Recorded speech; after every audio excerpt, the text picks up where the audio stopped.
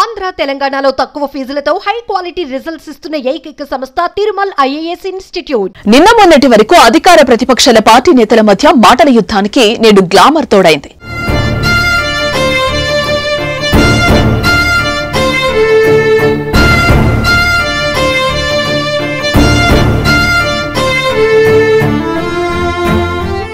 నటి సమంత నాగ చైతన్య విడాకులపై తెలంగాణ మంత్రి కొండా సురేఖ చేసిన వ్యాఖ్యలు చిలికి చిలికి గాలి దుమారంలా మారాయి.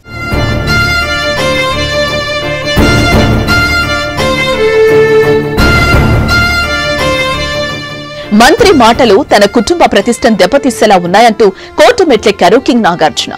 టాలీవుడ్ అగ్ర హీరో అక్కినేని నాగార్జున కుటుంబాన్ని నాగ చైతన్య సమంత వ్యక్తిగత విచారణను ప్రస్తావిస్తూ మంత్రి కొండా సురేఖ చేసిన వ్యాఖ్యలు తెలుగు రాష్ట్రాల్లో తీవ్ర దుమారాన్ని రేపుతున్న సంగతి తెలిసిందే. ఇప్పటికే కొండా సురేఖపై టాలీవుడ్ సినీ ప్రముఖులు మండిపడుతున్నారు.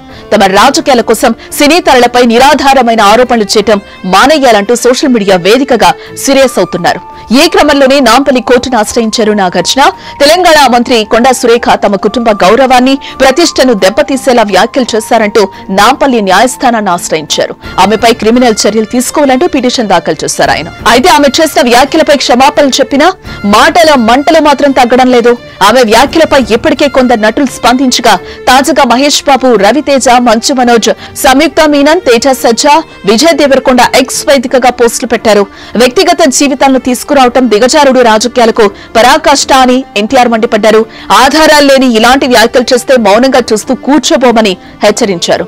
ఈ నేపథ్యంలో నాగార్జున కోర్టును ఆశ్రయించగా ఈ వ్యాఖ్యల దుమారం ఎంత దూరం వెళ్తుందోనని గుసగుసలు వినిపిస్తున్నాయి.